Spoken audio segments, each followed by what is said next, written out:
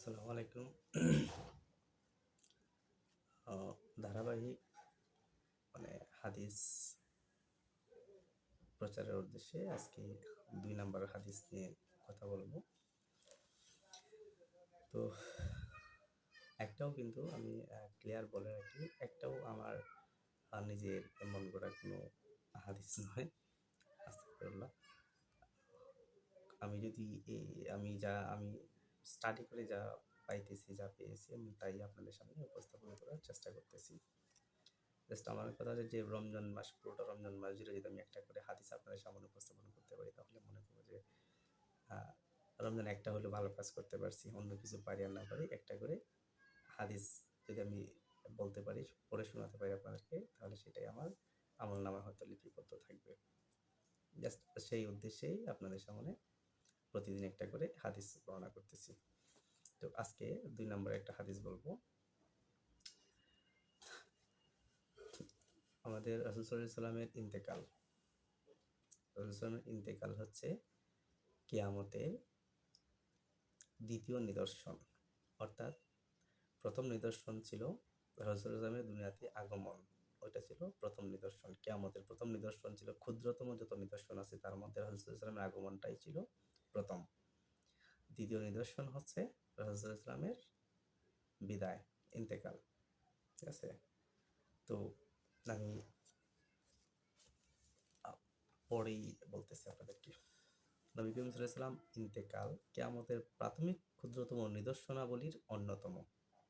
আমি যেটা প্রথমেই বলছি, প্রখ্যাত সাহাবী আউফ আউফ বিন মালিক রাদিয়াল্লাহু তাআলা আনহু বর্ণনা করেন, তাবুক যুদ্ধ চলাকালে একদা আমি রাসূল সাল্লাল্লাহু আলাইহি ওয়াসাল্লামের তাঁবুতে গিয়ে হাজির হলাম। তখন তিনি খেজুর পাতার মাদুর বলি আমরা, মাদুরের উপর তিনি বসা ছিলেন। আমাকে দেখে বলতে লাগলেন, অর্থাৎ হযরত আউফ বিন মালিককে দেখে রাসূল সাল্লাল্লাহু আলাইহি ওয়াসাল্লাম বলতে থাকলেন যে ৬টা বিষয় আঙ্গুলে গুনে রাখো। ৬টা বিষয় উনি আঙ্গুলে গুনে রাখার কথা বলতেছেন। কিসের জন্যে? কিয়ামতের নিদর্শন স্বরূপ যে ৬টা বিষয় আঙ্গুলে গুনে রাখেন। তারপর রাসূল সাল্লাল্লাহু আলাইহি ওয়াসাল্লাম নিদর্শনসমূহ বলতে লাগলেন। আমি বলতেছি ১ নাম্বার আমার ইন্তেকাল, যেটা আমি প্রথমেই বলছি। রাসূল সাল্লাল্লাহু আলাইহি ওয়াসাল্লামের ইন্তেকাল হচ্ছে ৬টার মধ্যে একটা তো উনার আ আমরা তো প্রথমেই বলছি যে সর্বপ্রথম নিদর্শনাবলীর মধ্যে প্রথমটা রাসূল সাল্লাল্লাহু আলাইহি ওয়াসাল্লামের আগমন। তো রাসূল সাল্লাল্লাহু নিজের মুখে যখন বর্ণনা করতেছেন, তখন তিনি এভাবে বর্ণনা করতেছেন যে আমার ইন্তেকাল, অর্থাৎ আমি যখন দুনিয়াতে চলে যাব, সেটা মনে করবো যে পৃথিবীর আ আয়ু থেকে, পৃথিবীর ধ্বংসের যে নিদর্শনগুলো আছে তার মধ্যে আরেকটা নিদর্শন হচ্ছে আমার পৃথিবী থেকে বিদায় নেওয়াটা।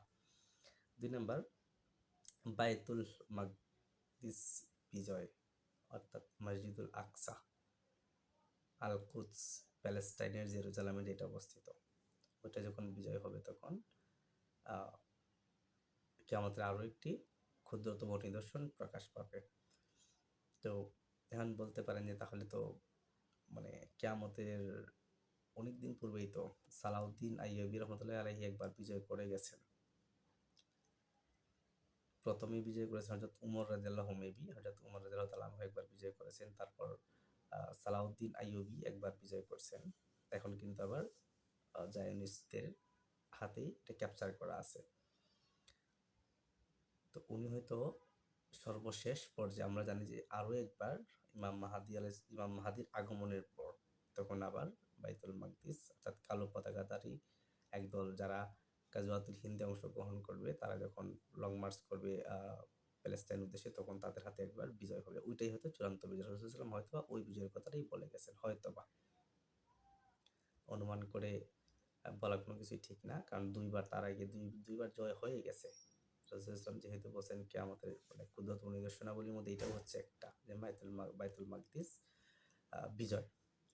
৩ নাম্বার ছাগ বেদী সদৃশ এক প্রকার মহামারীতে তোমাদের ব্যাপক প্রাণহানি, অর্থাৎ ঘোড়ার, ছাগলের, গরুর এক ধরনের কি হয় ভাইরাস জনিত এক ধরনের রোগ হয়। ওইটা হলে আমরা এটাকে ঘোড়া রোগ বলে থাকি। আবার গরু ছাগলের যখন হয় তখন এটাকে আমরা কি যেন বলি, সারা গায়ে গুটি গুটি চলে আসে এক ধরনের। অ্যাকচুয়ালি এটা মনে করতে পারতেছি না। ওই রকমের এক ধরনের ভাইরাস ছড়িয়ে পড়বে সারা পৃথিবীতে, এবং ওই ভাইরাসে অর্থাৎ মহামারী আকারে, আমরা জাস্ট লাস্ট যে ইয়েটা দেখলাম করোনা, এইরকম এক ধরনের মানে মহামারী ছড়িয়ে পড়বে সারা পৃথিবীতে। এতে ব্যাপক প্রাণহানি ঘটবে, ব্যাপক প্রাণহানি ঘটবে। এটা হচ্ছে ক্ষুদ্রতম নিদর্শনাগুলির মধ্যে 3 নাম্বার। 4 নাম্বারটা হচ্ছে ধন সম্পদ বৃদ্ধি, এমনকি 100 দিনার দিতে চাইলেও প্রস্তাবকৃত ব্যক্তি খুদে অগ্নিশর্মা হয়ে উঠবে। চিন্তা করেন, এখন 1-2 টাকা আমরা দেই না, দিতে চাই না, তখন মানে ধন সম্পদ এই পরিমাণ বৃদ্ধি পাবে যে ভিক্ষুক খুঁজে পাবেন না। কেউ যদি হাত পাতে তখন আপনার কাছে আপনি 100 দিনার দিবেন। দিনার বোঝেন তো, পৃথিবীর সবচেয়ে পাওয়ারফুল মুদ্রা হচ্ছে দিনার। ডলার ইউরোর চাইতেও মানে 10 গুণ মেবি বেশি। তো ওই দিনার দিতে চাইবে, যাকে প্রস্তাব করবে সে রাগে অগ্নিশর্মা হয়ে যাবে। কি বলবে? অর্থাৎ মানুষের হাতে হাতে টাকা পয়সা আধিক্য ঘটবে, 100-200 কারো চোখেই পড়বে না, সবাই লাখো কোটির চিন্তায় মত্ত থাকবে। অর্থাৎ এমন একটা অবস্থা গিয়ে দাঁড়াবে, 100-200 টাকা তখন কোনো টাকাই মনে হবে না। যেটা এখন এক সময় আমি ছোটবেলায় শুনতাম যে তখন আমি যারা চাইতাম আব্বুর কাছে, যাবো আমাকে 1 টাকা দিন, তো আব্বু পকেটে 1 টাকা যদি এত টাকা দিয়ে তুমি কি করবা? তো 25 পয়সা ছিল, 10 পয়সা, 5 পয়সা, 25 পয়সা, 50 পয়সার কয়েন ছিল। দেখা যেত কি উনি 5 পয়সা, দেখা গেছে যে 5টা বা 10টা পয়সা পকেট আছে, ওইগুলা দিতেন। না হয় 10 পয়সা 5 পয়সা মিলিয়ে উনি হয়তো 50 পয়সা হইতো, ওইগুলা দিতেন। না হয় 50 পয়সার কয়েন দিতেন, 25 পয়সার কয়েনও ছিল, ওইগুলো 2টা থাকলে 2টা, অর্থাৎ 50 পয়সা পাইতাম। 1 টাকা খুব কম, অবশ্য পরিশেষে 1 টাকাও দিতেন মাঝে মধ্যে। তারপর সময়ের পরিক্রমায় আস্তে আস্তে সেই 1 টাকা চাওয়ার পর থেকে 2 টাকা, আব্বু 2 টাকা দেন, তারপর 5 টাকা দেন, তারপর আবার আমার 10টা টাকা লাগবে। মনে আছে 3 টাকা 4 টাকা হলে শেভ করা যেত, চুল কাটতে গেলে 3 টাকা দিলেই হইতো। মাঝে মধ্যে আব্বা 3 টাকা দিয়ে বলতেন, যাও সন্তোষ নামের একজন ছিল, যে তার কাছে যাও, তার টাকাটা দিবা, মাথার চুল ফেলে আসবা। চিন্তা করেন, আমার মনে আছে। এখন মানে বাচ্চা কাচ্চা যখন আইসা টাকা চায়, বাবা 500 টাকা লাগবে, কেন? আমি চুল কাটবো, চুল কাটার জন্য 500 টাকা দরকার হয়। কোথায় 3 টাকা দিয়ে চুল কাটছি, এখন 500 টাকা চায় বাচ্চারা আইসা। তো অবস্থাটা এই পর্যায়ে যাবে তখন, কেমন যখন সন্নিকটে আসবে তখন অবস্থাটা ওই পর্যায়ে যাবে যে চুল কাটার জন্য হয়তো আইসা আপনার কাছে 5,000 চাইবে, 5,000 টাকা দেন। এই পরিমাণ টাকা থাকবে, 1-200 টাকা কোনো ম্যাটার করবে না তখন। ওইগুলা কি এখন, তখন যেরকম 25 পয়সা দিয়ে বুট বাদাম কিনে খাইতাম, তখন ছেলেরা 1000 টাকা দিয়ে বুট কিনবে, বাদাম কিনবে।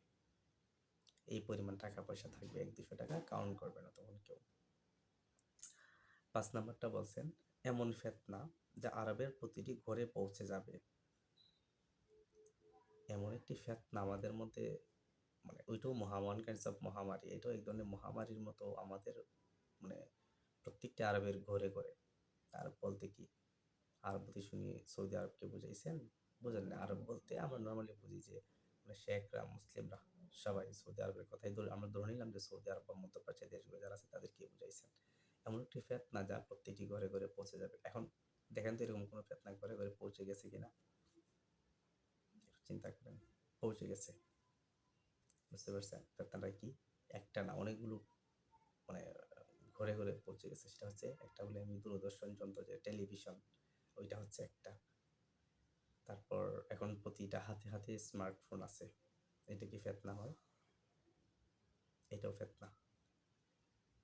রাসূল সাল্লাল্লাহু আলাইহি ওয়াসাল্লাম নিজে বলে গেছেন যে এমন একটি ফিতনা আসবে, আরবদের প্রত্যেকটি ঘরে ঘরে পৌঁছে যাবে। তো টেলিভিশন, মোবাইল এটসেট্রা যেগুলো আছে, ট্যাব, রেডিও তো ছিল আগে, প্রত্যেকটি ঘরে ঘরে এখন এগুলো আছে। 6 নাম্বার, তোমাদের এবং রোমকদের, অর্থাৎ রোমদের কথা বলছেন। এখন ইউরোপিয়ান যারা আছে, সোজা কথা ইউরোপিয়ান যারা আছে তাদেরকে ইঙ্গিত করে বলছেন, তোমাদের এবং রোমকদের মাঝে শান্তি চুক্তি স্বাক্ষরিত হবে। এদের সাথে আমাদের শান্তি চুক্তি স্বাক্ষরিত হবে। অতঃপর রোমকরা চুক্তি ভঙ্গ করে ৮০টি পতাকা তোলে সমবেত হয়ে তোমাদের বিরুদ্ধে যুদ্ধ করতে আসবে। অর্থাৎ সকল মানে বিধর্মীরা যারা ইসলাম মানে না তারা সবাই একত্রিত হয়ে ৮০টা পতাকা, অর্থাৎ তারা ৮০টা মানে হয়তো তাদের প্রত্যেকটা দেশকে বুঝাইছেন, প্রত্যেক দেশে আলাদা একটা পতাকা আছে, হয়তো এরকম ৮০টা পতাকার নিচে তারা সবাই একত্রিত হয়ে আমাদের বিরুদ্ধে যুদ্ধ করতে আসবে। আমরা বলতে কাদের? তোমাদের বিরুদ্ধে রাসূল সাল্লাল্লাহু আলাইহি ওয়াসাল্লাম কাকে বলছেন? আউফ বিন মালিককে বলতেছেন। আউফ বিন মালিককে, তোমাদের মানে মুসলিমদেরকে বুঝেছেন যে তোমাদের বিরুদ্ধে তারা যুদ্ধ করতে আসবে। প্রতিটি ঝান্ডার অধীনে তাদের ১২,০০০ করে সৈন্য থাকবে।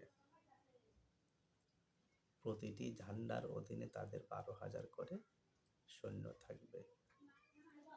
মানে কতটা ঝান্ডা ছিল, কতটা থাকবে ঝান্ডা, পতাকা কতটা থাকবে ঝান্ডার অধীনে প্রতিটি ৮০টি পতাকা তলে সমবেত হয়ে তোমাদের বিরুদ্ধে যুদ্ধ করতে আসবে। প্রতিটি ঝান্ডার অধীনে তাদের ১২,০০০ করে সৈন্য থাকবে। আই থিঙ্ক এটা ১২,০০০ না, এটা হয়তো বেশি হইতে পারে, টাইপিং মিস্টেক হইতে পারে, অথবা ১২,০০০ই হইতে পারে। ৮ বারং কত? ৯৬, প্রায় ৯,৬০,০০০। ৮০টা তো ৯,৬০,০০০ বিধর্মী একই পতাকার নিচে, ওরা ৮০টা পতাকার নিচে একত্রিত হয়ে আমাদের বিরুদ্ধে যুদ্ধ করতে আসবে। এটা হচ্ছে বুখারী শরীফের হাদিস। বুখারী শরীফে ৩,০০০ হাদিস, ৩,০০০ নম্বর হাদিস মনে হয়, ৩,০০৫ নম্বর হাদিস। বুখারী শরীফে ৩,০০৫ নম্বর হাদিসে এটা আসছে। তার মানে কি দাঁড়ালো? তার মধ্যে কতটা প্রকাশিত হয়ে গেছে? অনেকগুলো প্রকাশিত হয়ে গেছে। রাসূল সাল্লাল্লাহু আলাইহি ওয়াসাল্লামের জন্ম প্রকাশিত হয়ে গেছে, রাসূল সাল্লাল্লাহু আলাইহি ওয়াসাল্লামের বিদায় প্রকাশিত হয়ে গেছে, তারপর কি বাইতুল মুকাদ্দাস বিজয় ২ বার হয়ে গেছে, হয়তোবা লাস্ট টার্ম তৃতীয়টা রাসূল সাল্লাল্লাহু আলাইহি ওয়াসাল্লাম বুঝিয়ে গেছেন। ওইটাও অপেক্ষা করতেছে, ওইটাও কোরআন আসতেছে। এটা এই যে অবস্থায়, এখন যে অবস্থা চলতেছে, ওইটাও হয়তো দরজায় কোরআন আসতেছে, যে কোনো সময় আরেকটি যুদ্ধ বেঁধে যেতে পারে।